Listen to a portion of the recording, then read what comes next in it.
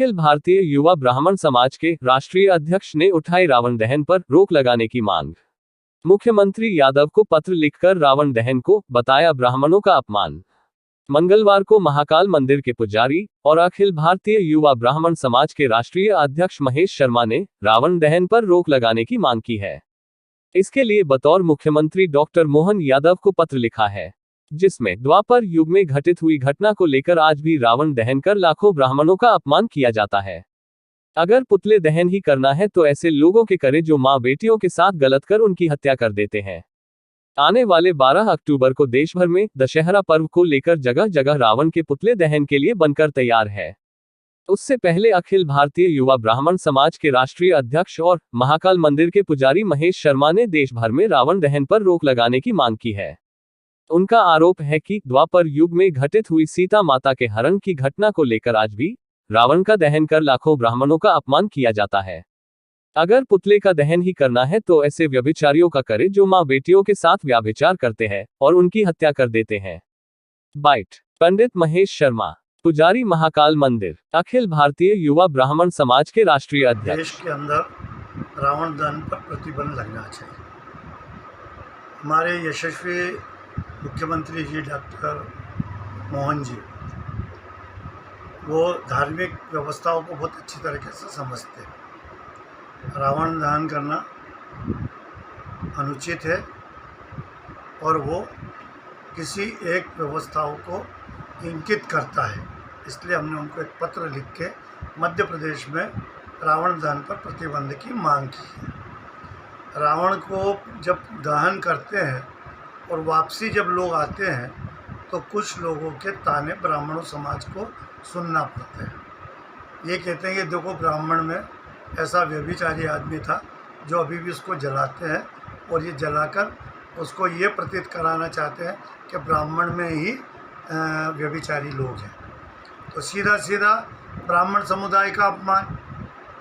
और जब ये व्यवस्था आज की नहीं है, ये तो त्रेता के और द्वापर के बाद उसके समय की है।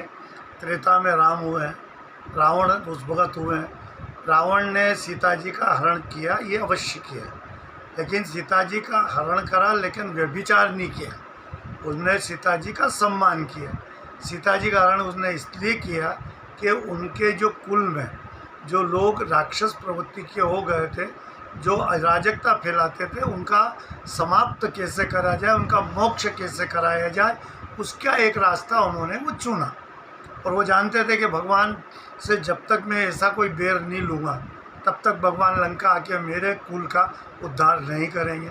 तो उन्होंने इस प्रकार से एक बेर लिया और बेर लेकर उन्होंने ये रावण ने ये करके अपने कुल का उन्होंने उद्धार करवाया। तो आज जिस आदमी ने जो ज्ञाता है, भूत भविष्य वर्तमान का ज्ञाता है, चारों वेदों का ज्ञाता है, 18 पुराणों का ज्ञाता है और कई व्यवस्थाओं का रचयिता है। रावण संहिता उसने बनाई, अन्य उसने शिव तांडव उसके द्वारा रचित किए गए। ऐसा विद्वान कोई गलती नहीं कर सकता। उसके अंदर कहीं ना कहीं कोई कारण था, वो कारण को उसने लेके अपने कुल का उद्धार कराया भगवान के हाथों से। और आज भी उस रावण को यदि जलाते हैं, क्योंकि वो ब्राह्मण वंश का था, यदि अभी और कोई समाज से जात से होते और उसका दहन किया जाता तो शायद अभी तक प्रतिबंध हो जाता।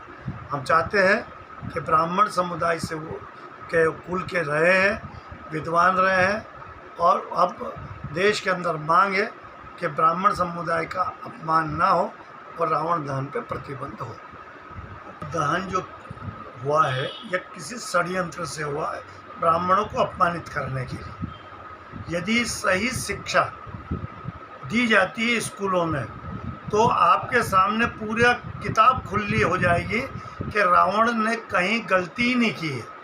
उनने तो अपने कुल का मोक्ष कराने के लिए, क्योंकि रावण स्वयं शापित थे, वो तो भगवान विष्णु के द्वारपाल थे। उनको जो हमारे 4 ऋषि थे उनको जाने से उन्होंने रोका था, इसलिए उनने उनको शापित कर दिया था कि तुमको 3 जन्म जब तुम लोगे तो तुम्हारी प्रवृत्ति राक्षस की रहेगी और तुम्हारे आचरण राक्षस जैसे रहेंगे, इसलिए वो फिर भगवान स्वयं आएंगे और तुम्हारा उद्धार करेंगे। जी, वेदों का ज्ञान स्कूलों में भी अनिवार्य होना चाहिए। बिल्कुल होना चाहिए। हमारे इसमें गीता में, भागवत में, रामायण में ऐसी बातें छिपी हुई है जिसका भी सामने आना चाहिए शिक्षा से।